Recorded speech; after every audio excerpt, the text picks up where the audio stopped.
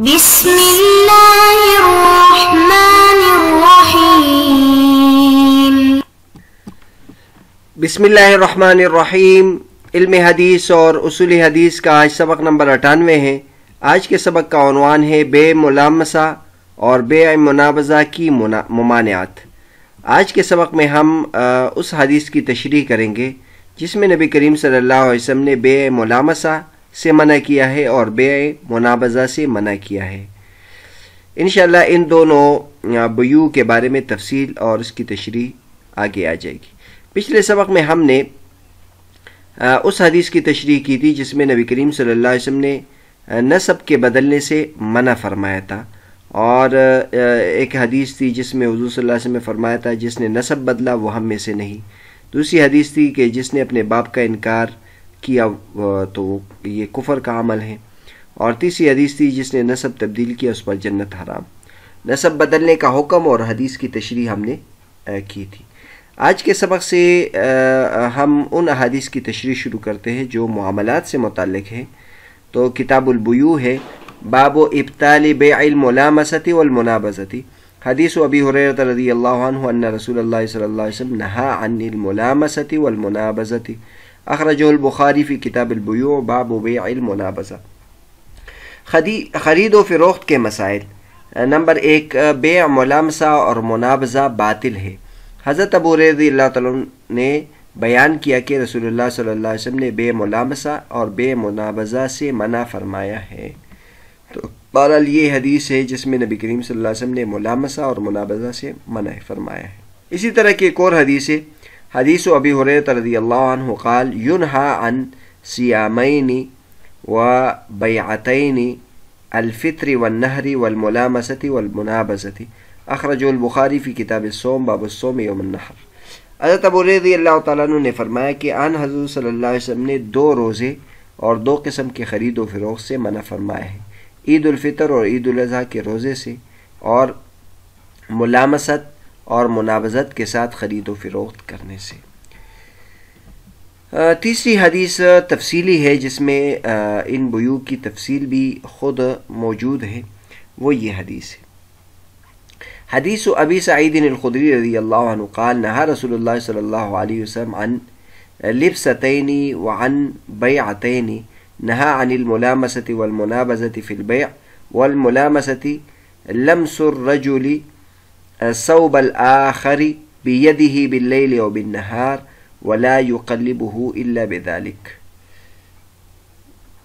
والمنابضة أن ينبذ الرجل إلى الرجل بثوبه وينبذ الآخر ثوبه ويكون ذلك بيعهما من غير نذر ولا تراز، واللبستين اشتمال السماء، والسماء أن يجعل ثوبه على أحد عاتقيه فيبدو أحد شقيه ليس عليه ثوب، واللبسة الأخرى اهتباؤه بثوب وهو جالس ليس على فرجه منه شيء، اخرجہ البخاری فی کتاب اللباس باب اشتمال السماء۔ ترجمہ ہے، حضرت ابو سعید خدری رضی اللہ تعالیٰ عنہ نے بیان کیا کہ رسول اللہ صلی اللہ علیہ وسلم نے 2 طرح کے پہناوے اور 2 طرح کی خرید و فروخت سے منع فرمایا۔ خرید و فروخت میں ملامسہ اور منابضہ سے منع فرمایا۔ ملامسہ کی صورت یہ تھی کہ ایک شخص خریدار دوسرا بیچنے والے کے کپڑے کو رات یا دن میں کسی بھی وقت بس چھو دیتا اور دیکھے بغیر صرف چھونے سے بے ہو جاتی، صرف چھونا ہی کافی تھا، کھول کر دیکھا نہیں جاتا تھا۔ منابضہ کی صورت یہ تھی کہ ایک شخص اپنی ملکیت کا کپڑا دوسرے کی طرف پھینکتا اور دوسرا اپنا کپڑا پھینکتا اور بغیر دیکھے اور بغیر باہمی رضامندی کے صرف اسی سے بے منعقد ہو جاتی۔ اور 2 کپڑے جنہیں پہننے سے آن حضور صلی اللہ علیہ وسلم نے منع فرمایا، ایک اشتمال سما ہے۔ سما کی صورت یہ تھی کہ اپنا کپڑا ایک چادر اپنے ایک شانے پر اس طرح ڈالا جاتا کہ ایک کنارے سے شرمگاہ کھل جاتی اور کوئی دوسرا کپڑا وہاں نہیں ہوتا تھا۔ دوسرے پہناوے کا طریقہ یہ تھا کہ بیٹھ کر اپنے ایک کپڑے سے کمر اور پنڈلی باندھ لیتے تھے اور شرمگاہ پر کوئی کپڑا نہیں ہوتا تھا۔ تو بہرحال یہ حدیث آپ کے سامنے آ گئی۔ اب اس کے تشریح سے متعلق امور ذکر کرتے ہیں۔ ملامسہ دور جاہلیت میں عربوں میں رائج ایک بے کا نام ہے۔ کوئی شخص دوسرے سے کہتا کہ میں اپنا کپڑا تمہارے کپڑے کے بدلے فروخت کرتا ہوں، پھر وہ ایک دوسرے کے کپڑے کو دیکھے بغیر صرف ہاتھ سے چھوتے اور ان کے چھو لینے سے بے نافذ سمجھی جاتی تھی۔ علامہ ابن حجر عسقلانی رحمۃ اللہ علیہ نے آگے اس کی 3 صورتیں ذکر کی ہیں۔ نمبر 1، لپٹا ہوا کپڑا لایا جائے یا تاریکی میں لایا جائے اور دوسرا بندہ اسے چھوئے۔ بائع بیچنے والا یہ شرط رکھے کہ تیرا چھونا تیرے دیکھنے کے قائم مقام ہوگا اور چھونے کے ساتھ ہی یہ بے پوری ہو جائے گی اور دیکھنے پر تجھے واپس وغیرہ کا اختیار نہیں ہوگا۔ ایک صورت یہ تھی۔ دوسری صورت یہ ہے کہ بائع یعنی بیچنے والا اور مشتری یعنی خریدنے والا بغیر کوئی لفظ بولے صرف چھونے کو بے قرار دے دے۔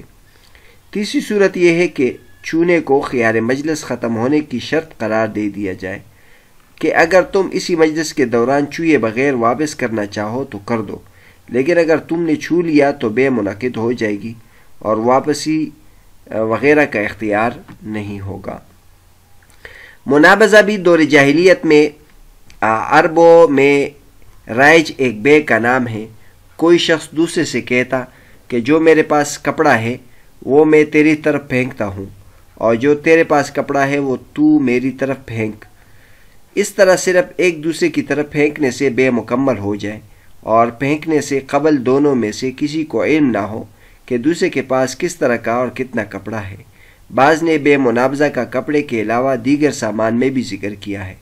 علامہ ابن حجر عسقلانی رحمۃ اللہ علیہ نے آگے اس کی 3 صورتیں ذکر کی ہیں۔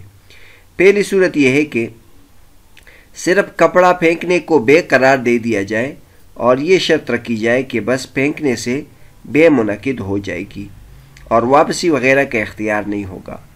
دوسری صورت یہ ہے کہ بائع یعنی بیچنے والا اور مشتری یعنی خریدنے والا بغیر کوئی لفظ بولے صرف پھینکنے کو بے قرار دے دے۔ تیسری صورت یہ ہے کہ پھینکنے کو خیار مجلس ختم ہونے کی شرط قرار دے دیا جائے کہ جب میں کپڑا پھینک دوں تو بے منعقد ہو جائے گی اور واپس وغیرہ کا اختیار نہیں ہوگا۔ ملامسہ اور منابضہ باب مفعلہ سے ہیں کہ جس کی خاصیت میں سے ایک یہ بھی ہے کہ یہ دو طرفہ فعل کا تقاضا کرتا ہے، اس لیے عموماً 2 طرفہ کپڑا چھونے یا کپڑا پھینکنے کو ملامسہ اور منابضہ قرار دیا جاتا ہے۔ البتہ بعض نے یک طرف کپڑا چھونے اور کپڑا پھینکنے کو بھی بے ملابسہ اور منابضہ میں شمار کیا ہے۔ ایسی صورت میں دوسری طرف سے ثمن قیمت ہوگا۔ بے ملامسہ اور بے منابضہ کی ممانعت کی وجہ یہ ہے، یہاں پھر سوال پیدا ہوتا ہے کہ حضور صلی اللہ علیہ وسلم نے ان 2 بیوع سے منع کیوں فرمایا؟ تو اس کی وجہ بتاتے ہیں۔ بے ملامسہ اور بے منابضہ کی ممانعت کی وجہ یہ ہے کہ یہاں باقاعدہ چیز دیکھ کر پسند کرنے کی بجائے صرف چھونے یا پھینکنے سے ہی بے منعقد قرار دی جاتی ہے اور یہ جوئے یعنی قمار کی صورت بنتی ہے۔ مزید یہ کہ دیکھنے پر چیز پسند نہ آنے پر باہم جھگڑے کا بھی امکان ہوتا ہے۔ اس حدیث کے ضمن میں حضور صلی اللہ علیہ وسلم نے عیدین کے روزے کے بارے میں بھی بتایا۔ تو عید الفطر اور عید الاضحیٰ کے دنوں میں روزے رکھنا منع ہے۔ عید الفطر کے صرف ایک دن روزہ رکھنا منع ہے، اگلے دن رکھنا جائز ہے، لیکن عید الاضحیٰ کے دن کے بعد مزید 3 دن ایام تشریق ہیں اور ان 3 دنوں میں روزہ رکھنا بھی منع ہے۔ امام شافعی رحمۃ اللہ علیہ عید الاضحیٰ کی قربانی کی بھی 4 دن قرار دیتے ہیں، لیکن احناف، مالکیہ اور حنابلہ کا مسلک یہ ہے کہ قربانی کے دن بہرحال 3 ہی ہے۔ اس کے بعد اشتمال السماع کا ذکر آیا تھا، تو اس کے بارے میں بھی ہم نقل کرتے ہیں۔ اشتمال السماع کا لغوی مفہوم یہ ہے کہ چادر میں خود کو اس طرح لپیٹ لیا جائے کہ دونوں ہاتھ بھی اندر رہیں۔ اصطلاحی لحاظ سے اشتمال السماع کی مختلف صورتیں ذکر کی گئی ہیں۔ احناف کی تعریف کے مطابق اشتمال السماع یہ ہے کہ آدمی نے صرف ایک کپڑا لیا ہو اور اسے ایک بغل کے نیچے سے نکال کر اس کے دونوں کنارے دوسرے کندھوں پر ڈال دے، اس طرح اس کے صدر کا ایک حصہ کھل جاتا ہے۔ احتباء سے مراد یہ ہے کہ آدمی اپنے دونوں گھٹنے کو کھڑا کر کے اپنے سرین کے بل بیٹھ جائے اور اپنا اور اپنے گرد ایک چادر لپیٹ لے، اس سے اس کی شرمگاہ کھلی رہ جاتی ہے۔ لباس کی یہ دونوں صورتیں حرام ہیں کیونکہ ان سے ستر ظاہر ہوتا ہے اور ستر کو ظاہر کرنا حرام ہے۔ تو بہرحال آپ کے سامنے اس حدیث کی تشریح کی، اور حدیث میں نبی کریم صلی اللہ علیہ وسلم نے ملامسہ اور منابذہ سے منع کیا ہے، اور اسی طرح دوسری حدیث میں 2 روزے اور 2 بے اور ملامسہ اور منابذہ کی ممانعت ہے، اور پھر تفصیلی حدیث ہے۔ پھر اس کے بعد ہم نے بے ملامسہ کا مطلب بیان کیا، اور اس کی 3 تشریحات حافظ ابن حجر رحمۃ اللہ نے جو کی تھی وہ ذکر کی۔ بے منابذہ کا مطلب بھی ذکر کیا، اور بے منابذہ کی بھی جو 3 صورتیں تھیں وہ بیان کرتی۔ اس کے بعد پھر بے ملامسہ اور بے مزابنہ کی ممانعت کی وجہ ذکر کی، اور یہ بھی ذکر کیا کہ عید کے روزے کی ممانعت اس کی تفصیل کیا ہے۔ پھر چونکہ حدیث میں اشتمال و سما کا ذکر آیا تھا تو اس کا مطلب بھی بیان کیا۔ اگلے سبق میں ہم اس حدیث کی تشریح کریں گے جس میں ہے کہ جانور کے پیٹ کا بچہ یہ نہ بیچو، اس کے بیچنے کی ممانعت آئی ہے۔